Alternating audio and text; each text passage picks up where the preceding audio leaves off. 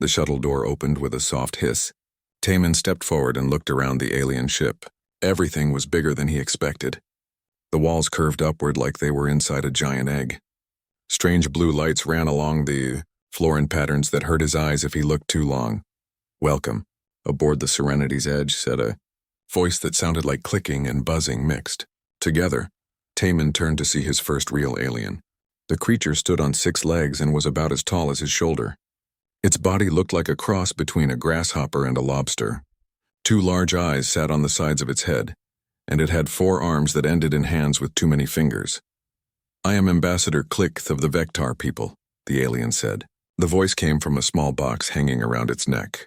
"You must be Ambassador Taman of Earth." "Yes, I am," Taman said, trying not to stare. "Thank you for inviting us to your ship." Behind him, Dr. Sora Kim stepped out of the shuttle. She carried a bag full of recording equipment and notebooks. Her eyes were wide as she looked at everything around them. As a scientist who studied life forms, seeing real aliens was like a dream come true. Dongwoo Park came out last. He was the security chief for this mission, though he had been told many times that his job was just to watch and protect. The aliens had made it very clear that they came in peace. Still, Dongwoo kept his hand near his radio and watched everything carefully. More aliens appeared from doorways along the curved walls. They all looked similar to Clicketh, but with small differences. Some were darker colors, others had different patterns on their shells. They clicked and buzzed at each other in their own language. "Your species is most interesting," Clicketh said as they walked deeper into the ship. "We have studied your planet for many Earth years. We are amazed that you reached space travel so quickly." "How long have you been watching us?" Dr. Sora asked. She was already taking notes. "Since your species discovered fire," Clicketh replied. "We have watched many species grow and learn, but none have surprised us like humans have." The corridor opened into a huge room with a clear dome ceiling. Through it, Taman could see Earth floating in space below them. It looked beautiful and peaceful from up here. Blue oceans, white clouds, green and brown land masses. It was hard to believe that this view had scared the aliens. "Your world is remarkable," Clicketh said, following Taman's gaze. "We have never seen a species survive on such a dangerous planet." Taman frowned. "Dangerous? Earth seems pretty nice to us." Several aliens made clicking sounds that might have been laughter, but it did not sound happy. "Of course it seems nice to you," said another alien who introduced herself as Science Officer Vetra. "You evolved there, but by our measurements, Earth is one of the most deadly worlds we have ever found." Dr. Sora looked up from her notes. "What makes it so dangerous?" "Where do we begin?" Vetra said. "Your planet has extreme weather that can kill in minutes. Your ground shakes and splits open. Mountains explode and cover everything in hot rock. Water falls from the sky so hard it can hurt. The air itself sometimes spins fast enough to destroy entire settlements." "You mean earthquakes and volcanoes and storms?" Dongwoo asked. "Those things happen, but we deal with them." "Deal with them?" Clicketh's voice box made a sound like choking. "You live with forces that would end most civilizations, and you call it dealing with them?" The aliens led them to a table with food and drinks. The alien food looked strange, but they had also prepared some human food. Taman was grateful for the familiar taste of rice and vegetables. "We have studied 847 different worlds with intelligent life," Vetra explained while they ate. "Most species come from what we call Class 1 or Class 2 worlds. These are planets with calm weather, stable ground, and gentle environments."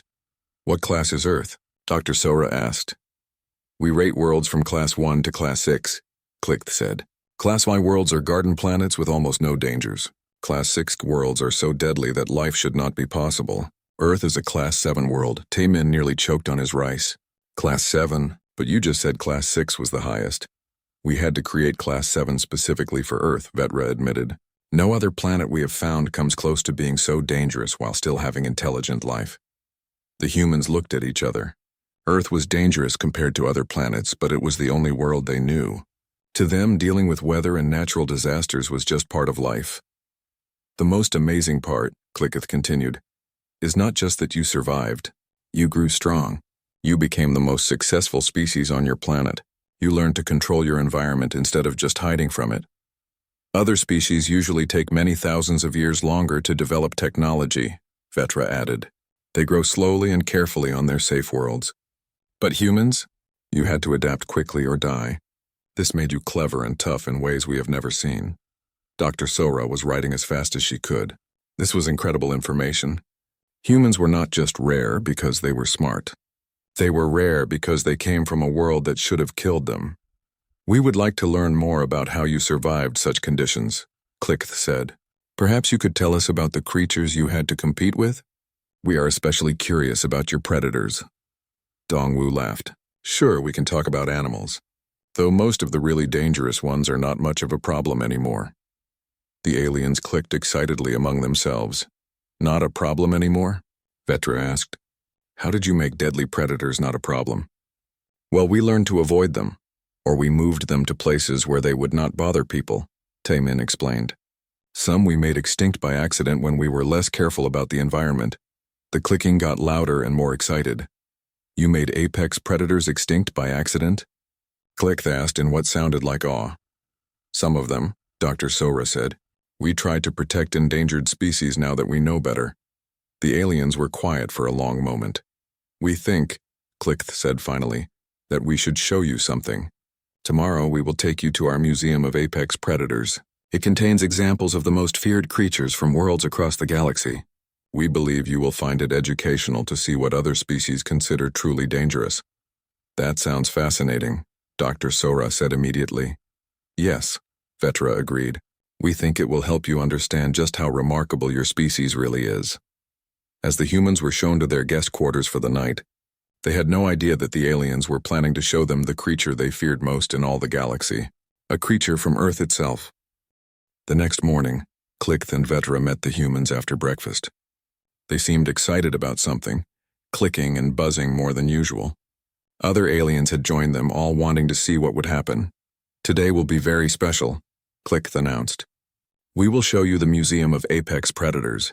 It is located in the science section of this station. They walked through more curved hallways. The walls here had windows that showed the blackness of space and distant stars. Dr. Sora kept stopping to look at alien writing and strange devices, but Vetra gently kept moving her along. The museum contains examples of the most dangerous creatures from every world in our Federation, Vetra explained as they walked. We study these predators to understand how life survives and grows in difficult places. Sounds interesting, Taemin said. We have natural history museums on Earth too. The aliens made those choking sounds again. We do not think your museums are quite the same as ours, Clickth said. They reached a large door marked with symbols in many different alien languages. Even though he could not read any of them, Dongwu could tell they were warnings. The door opened and they stepped into a huge room with a high ceiling. The first thing that hit them was the sound.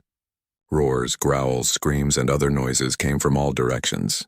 The room was full of large glass cases, each one containing moving pictures of different creatures. The holograms looked completely real. Welcome to the Hall of Galactic Nightmares, Vetra said proudly. Clickth led them to the first display. Inside the glass case, a creature the size of a small elephant was tearing apart what looked like a metal tree. It had 6 legs, each ending in claws as long as kitchen knives. Its head was mostly mouth filled with teeth like broken glass. This is the Skordon of Keth Prime, Clickth explained. It lives in methane swamps and hunts in packs. Notice the crystal teeth that can cut through almost any material. The Keth people had to build their cities underground to avoid them. Numbers and facts appeared next to the hologram. The creature could run 60 kilometers per hour through swamp mud. Its bite could crush metal. It was smart enough to set traps. Dr. Sora studied the display carefully. It reminds me of a crocodile mixed with a wolverine, she said, taking notes. The pack hunting behavior is interesting. The aliens stopped clicking. They looked at her with their big eyes. You find this interesting? Vetra asked. Not terrifying? Well, it is definitely dangerous, Dr. Sora replied. But we have crocodiles on Earth that are pretty similar, just smaller. And wolverines are actually nastier than they look. Dongwu nodded. My grandfather used to hunt wolverines when he was young. Tricky animals, but you can deal with them if you know what you are doing. The aliens clicked frantically among themselves. Clickth quickly moved them to the next display. This one showed a creature that seemed to appear and disappear. When it was visible, it looked like a giant spider made of shadows with too many eyes. The Wraithstalker of Narration, Clickth announced. It can become nearly invisible and phase through solid matter. It hunts by following prey for days, driving them mad with fear before attacking. The display showed how the creature could walk through walls and change its body to match its surroundings. It was completely silent when it moved. That is impressive camouflage, Dr. Sora admitted, though our cuttlefish can change colors and patterns even faster. And some of our spiders are ambush predators too. But can your cuttlefish phase through walls? Vetra demanded. No, but they don't need to, Dongwu said. They live in the ocean. They just blend in with rocks and coral. The alien guides were getting more upset. They led the humans to a display with a creature that looked like a bear made of living rock. It stood 4 meters tall and had claws that glowed with heat. The bone crusher of Valdris, Click said. Its claws can cut through starship hull material. It can survive in space for short periods. The Valdris people worship it as a god of destruction. Taman tilted his head as he watched the creature smash boulders into powder. It is big, he agreed. But we have had bears on Earth for thousands of years. This one just looks like it is made of rock. We learned to deal with bears a long time ago, Dongwu added. My great-uncle used to tell stories about hunting them with spears. Spears? Vetra shouted, her voice box crackling with static. You hunted creatures like this with spears? Well, not exactly like this one, Dr. Sora said. Our bears are not made of rock. But yes, humans have been hunting large predators for most of our history. The group of aliens following them was getting bigger. Word was spreading through the ship that the humans were not reacting the way aliens usually did to the museum. They moved to more displays. A snake-like creature that was 30 meters long and could spit acid. A flying predator with 4 wings and teeth like swords. A thing that looked like a cross between a shark and a tiger, but with metal spines all over its body. To each one, the humans had the same reaction. They were interested, they took notes, and they compared the creatures to animals from Earth. They did not scream or run or show fear.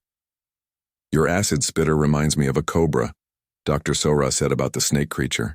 Cobras can spit venom quite accurately, too. The flying one is like a pterodactyl with extra wings, Taman observed. We had flying reptiles on Earth millions of years ago, but they died out. That shark-tiger thing is creative, Dongwu said. Looks like something from a movie. We have regular sharks and tigers, though, and they are plenty dangerous enough. By now, there were dozens of aliens following them through the museum. They whispered and clicked to each other, pointing at the humans who walked calmly past creatures that gave alien children nightmares. Clicketh and Vetra were almost panicking. Nothing was going according to plan. Perhaps, Clicketh said desperately, you would like to see our newest addition to the museum? We recently finished studying the apex predator from your own world. The humans looked interested. You have an Earth animal here? Dr. Sora asked excitedly. Which one did you choose? Follow us, Vetra said grimly. We will show you the creature that our scientists believe to be the most perfectly designed killer in the known galaxy. They walked toward the back of the museum, past more displays of terrifying creatures. None of them made the humans do more than nod appreciatively and compare them to things from home. At the very back of the hall stood a display case twice as large as all the others. It was surrounded by barriers and warning signs. The aliens had to use special codes to get past the security systems. This display is restricted, Clicketh explained as they walked through multiple safety barriers. We only show it to species that have proven they can handle extreme psychological stress. What could be that scary? Dongwu asked. Vetra looked at him with what might have been pity. You will see. They reached the final barrier. Beyond it was a display case that was dark and quiet. Behold, Clicketh said solemnly, the Terran super predator. He pressed a button, and the display came to life. Inside the hologram, a golden-brown cat the size of a large dog was stalking through a forest. It moved without making any sound, its muscles flowing like water under its fur. Its eyes were bright and alert, constantly watching for prey. The humans stared at the display. The aliens watched the humans carefully, waiting for their reaction to seeing the galaxy's most feared predator. Oh, Dr. Sora said finally. You mean a puma? The effect on the aliens was immediate. Several of them started hyperventilating. Others backed away from the humans as if they had just said something terrifying. Clickth's voice box made sounds like static mixed with screaming. You know what this creature is? He whispered. The silence in the museum was complete, except for the sound of alien breathing equipment working overtime.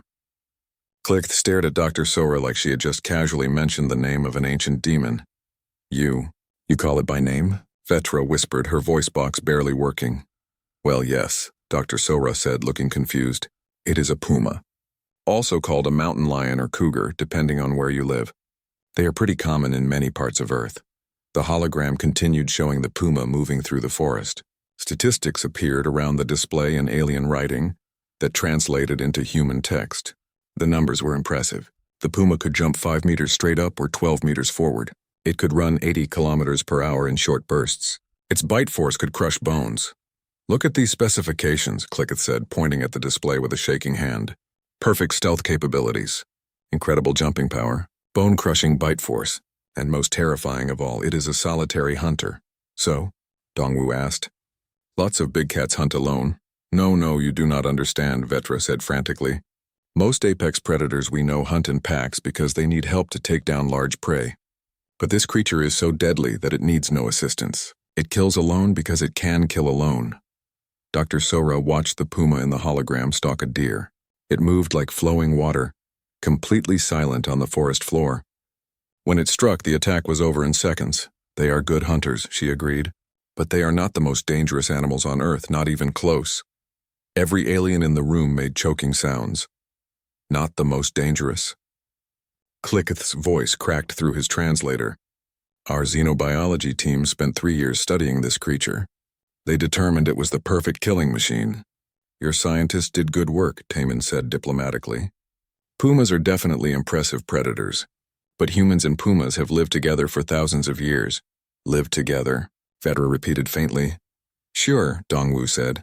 I mean, you have to be careful in puma territory. They can be dangerous if you surprise them, or if they are protecting cubs, but mostly they avoid humans. My cousin lives in Colorado, Dr. Sora added. She sees pumas in her backyard sometimes. Usually they just walk through and keep going. The aliens began clicking and buzzing frantically among themselves. More of them kept arriving as word spread through the ship about what was happening. But the stealth capabilities, Clicketh protested. Our studies show that this creature can approach within meters of its prey without being detected. That is how cats hunt, Dr. Sora explained patiently. They sneak up on their prey. House cats do the same thing, just with mice and birds instead of deer. House cats? Vetra asked weakly. Small cats that humans keep as pets, Taman said. They are related to pumas, just much smaller. You keep smaller versions of the Terran super predator in your homes? Click asked in horror. About 600 million of them worldwide, Dr. Sora said cheerfully. They are very popular pets. My grandmother has 3. Several aliens sat down heavily on the floor. The jumping ability, Vetra tried again. Look at these numbers. It can leap incredible distances. Dongwu shrugged. Mountain goats can jump pretty far too. So can kangaroos. Actually, kangaroos can probably jump farther than pumas. You have creatures that jump farther than this? Click asked. Different kinds of jumping, Dr. Sora clarified. Kangaroos are built for long-distance hopping. They can cover a lot of ground very quickly. The hologram shifted to show a puma making a kill. It leaped onto a deer's back and used its powerful bite to break the animal's neck. The attack was swift and efficient. The killing technique. Vetra pointed at the display desperately. Perfect efficiency. No wasted motion. Death in seconds. It is a clean kill, Dr. Sora agreed. Much better than how some predators do it. Hyenas eat their prey while it is still alive. That seems worse to me. You have predators that torture their food. An alien in the back called out. Hyenas are not really torturing it, Dr. Sora explained. They just do not have the right teeth and jaw strength to kill quickly like big cats do. So they have to start eating before the prey dies. The aliens looked like they might faint. Clicketh pulled up more data on his display. The territorial range. A single Terran super predator can control hundreds of square kilometers. That sounds about right for puma territory, Taman said. They need a lot of space because they are solitary hunters, like you said. Each one needs enough area to find enough prey. But how do humans survive in the same areas? Vetra demanded. How can 2 apex predators share the same territory? The 3 humans looked at each other. Well, Dongwu said slowly, humans are not really sharing territory with pumas. We kind of took over most of their territory. Took over? Clickth whispered. Humans are the apex predator on Earth, Dr. Sora said matter-of-factly. We are at the top of the food chain. Pumas avoid us because they know we are more dangerous than they are. The museum went completely silent. Even the sounds from the other displays seemed to fade away. Humans, Vetra said very carefully, Are the apex predators on a world where this creature exists? She pointed at the Puma display. Among others, yes, Dr. Sora replied. Among others, Clickth repeated slowly. There are lots of predators on Earth, Taman said. Bears, wolves, big sharks, crocodiles, tigers, lions. But humans learned to deal with all of them. Deal with them how? Vetra asked, though she sounded like she was afraid of the answer. Different ways, Dongwu said. Sometimes we avoid them. Sometimes we relocate them. Sometimes we hunt them if they become a problem.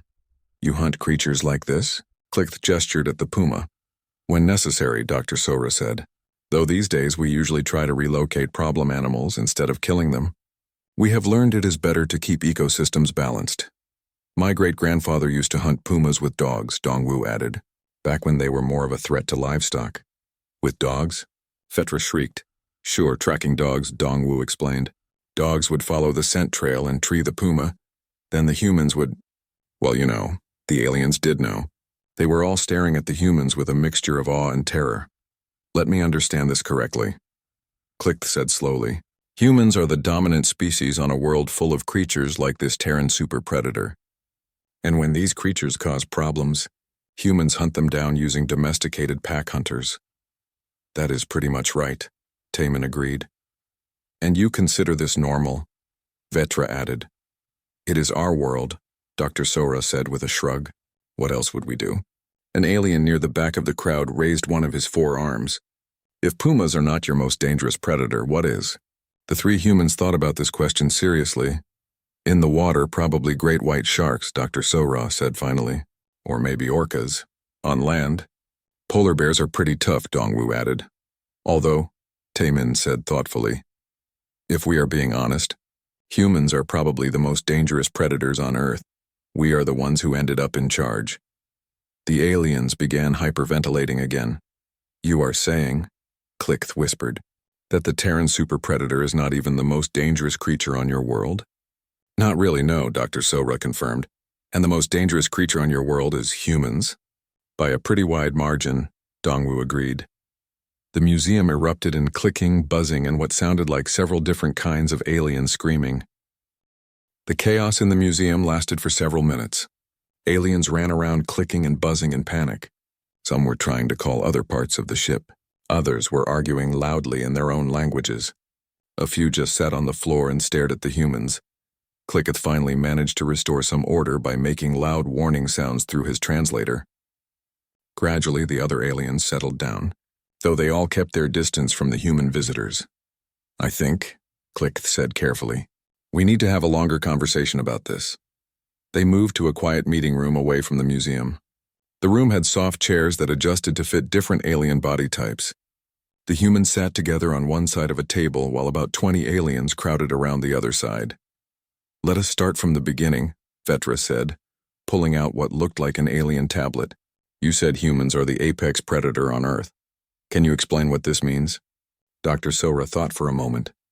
Humans learned to use tools and work together. This made us better hunters than any other animal. We also learned to control our environment, grow our own food, build shelters, make weapons, Clickth repeated, making notes. At first, simple things like spears and bows, Taman explained. Later, more complex tools. And you used these weapons to hunt the Terran super predators? Vetra asked. Sometimes, Dongwu said. Though mostly we just made sure they knew to stay away from human settlements. An alien near the back raised his hand. How did you make them stay away? Well, if a puma started killing livestock or threatening people, hunters would track it down and kill it, Dongwu explained. After a while, pumas learned that attacking anything connected to humans was dangerous. So you trained them through fear, Clickth said, writing frantically. Not exactly trained, Dr. Sora corrected. More like natural selection. The pumas that avoided humans survived and had babies. The ones that did not avoid humans did not survive. You shaped their evolution through selective pressure, Vetra said, sounding amazed and horrified at the same time. I guess you could put it that way, Taman agreed. Another alien spoke up.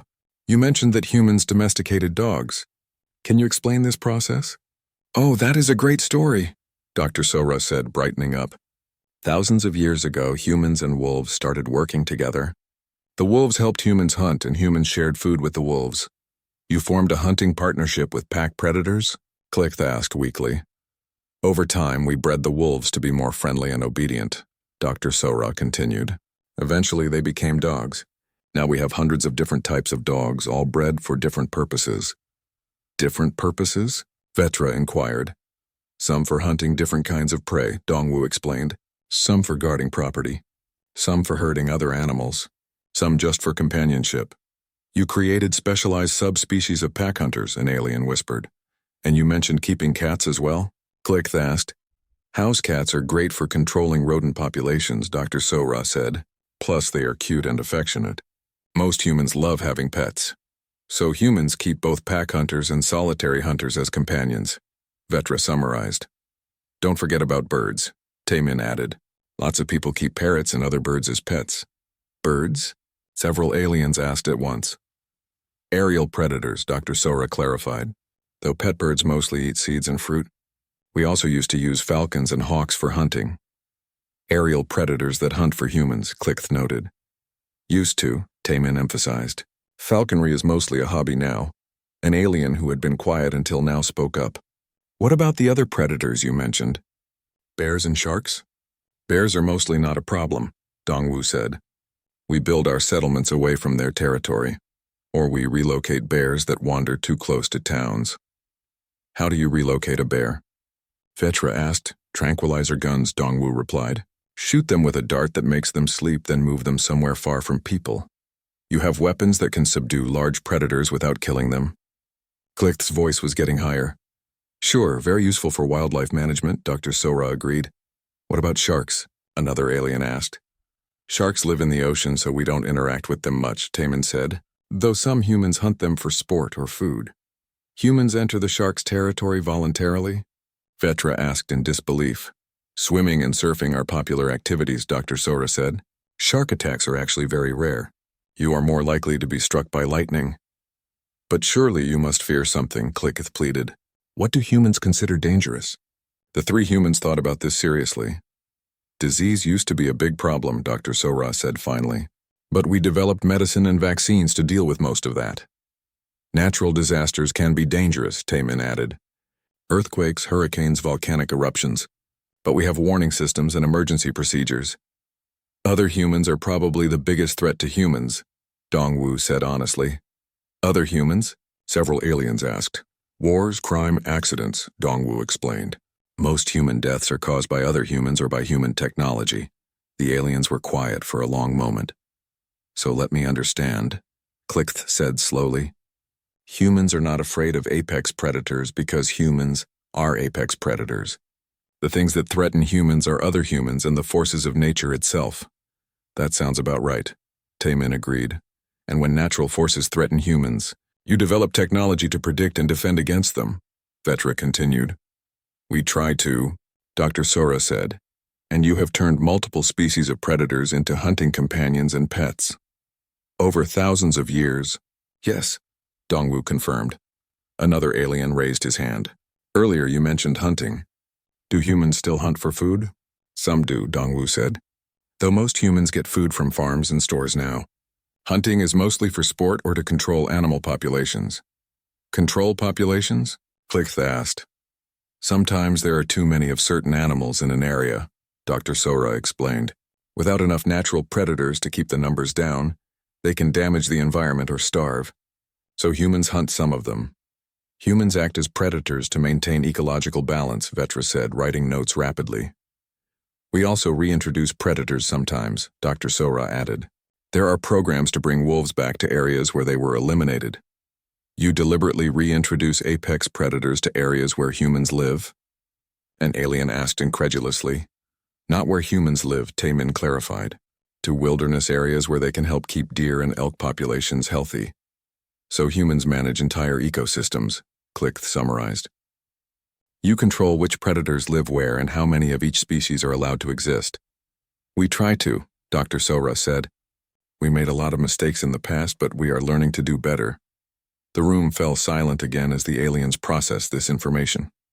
Finally, Vetra spoke up.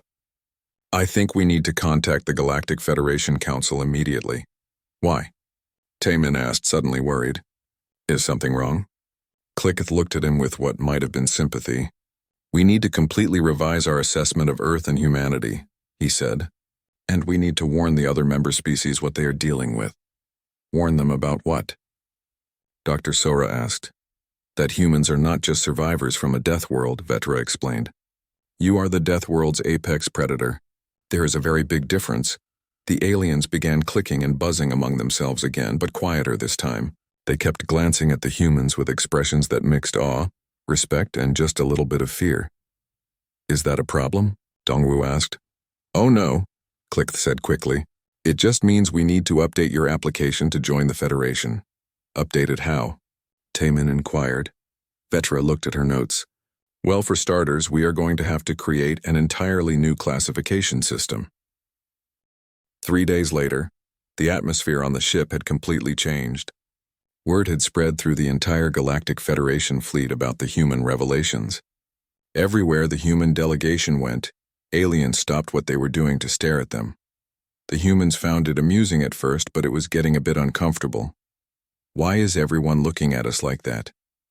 Dr. Sora asked as they walked to another meeting. I think we accidentally scared them, Taemin replied quietly. They entered the main conference room where dozens of alien representatives waited. The room was much larger than before, with beings from many different species. Some looked like insects, others like plants, and a few that defied easy description. Clicketh stood at the front of the room next to a massive display screen. Welcome, human delegation, he announced. Today we will finalize your species application to join the Galactic Federation. That sounds great, Taemin said, taking his seat. What kind of finalization? Well, Vetra said, consulting her notes. We have had to make some changes to our standard procedures. The display screen lit up with what looked like a form. At the top it read Species Classification, Special Case Category X. Category X, Dr. Sora asked. We created it specifically for humans, Click explained. No other species has ever needed it before. An alien that looked like a walking tree raised one of its branch arms. Perhaps the humans could tell us more about their civilization? We understand you have something called extreme sports? Oh sure, Dongwu said cheerfully. Lots of humans enjoy dangerous activities for fun. Dangerous. For fun, the tree alien repeated slowly. Skydiving, rock climbing, racing, surfing, and big waves, Dr. Sora listed. Some people like the excitement.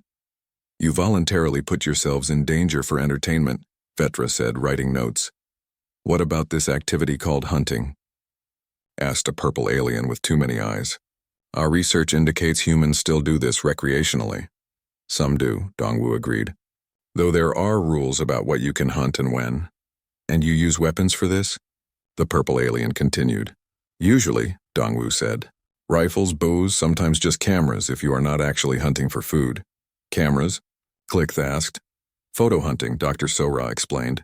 People track animals and take pictures instead of killing them. It requires the same skills, but the animal survives. So humans practice predator skills even when you do not need to kill, Vetra observed. I guess you could see it that way, Taemin said. A small alien that looked like a furry ball spoke up. What about human young? How do you prepare them for adulthood? Schools mostly, Dr. Sora answered. Though children play games too. What kind of games? The furry alien asked nervously. Tag, hide-and-seek sports, Dongwu listed. Lots of games involve running, chasing, or competing. Chase games, Click wrote down. Stealth practice. Competition training. And human adults supervise this predator training? Asked another alien. It is not predator training, Taemin said quickly. It is just play. Children need exercise and social interaction. But the aliens were all nodding to each other like this made perfect sense from their point of view. What about your food? Asked an alien that looked like a giant caterpillar. We understand humans are omnivores. That is right, Dr. Sora confirmed. We eat both plants and meat. And you cook your food? The caterpillar continued. Usually, yes. Cooking requires controlled fire, Vetra noted. Most species are afraid of fire. Humans learn to control it for food preparation. Fire is very useful, Dongwu said. We use it for heat, light, cooking, and metalworking, the aliens murmured among themselves. Apparently, most species never learn to control fire. Speaking of metalworking, Click said, we have questions about human tools. You mentioned that early humans used spears and bows. That is right, Dr. Sora said. But now you have more advanced weapons? The three humans looked at each other uncomfortably. We have military technology, Taimin said diplomatically.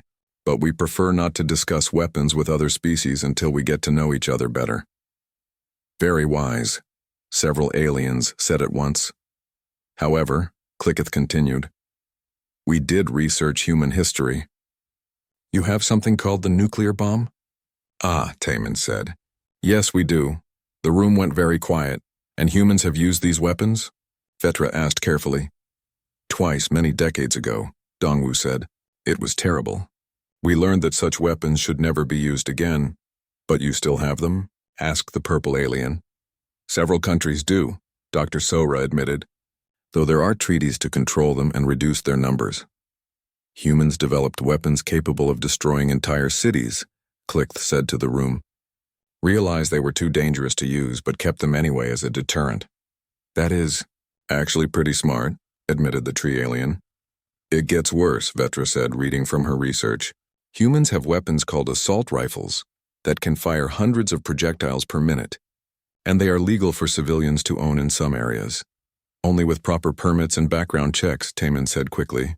And there are many regulations. Still, Clickth said, civilian access to military-grade weapons. What do humans use them for? Asked the furry ball alien. Mostly target shooting for sport, Dongwu replied. Some for hunting large game. Some people collect them as hobbies. Humans practice with military weapons for recreation, Vetra wrote down.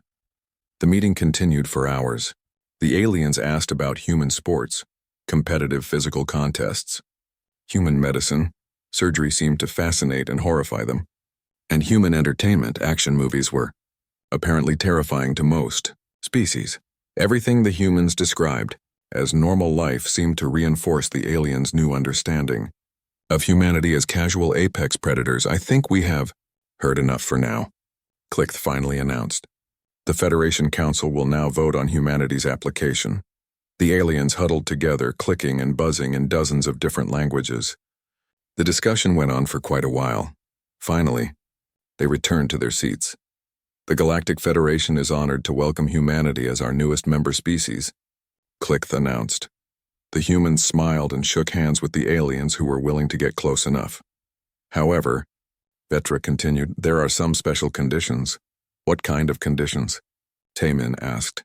First, Earth will be classified as a Category X death world, and human space will be marked with special warnings. Warnings about what? Dr. Sora asked.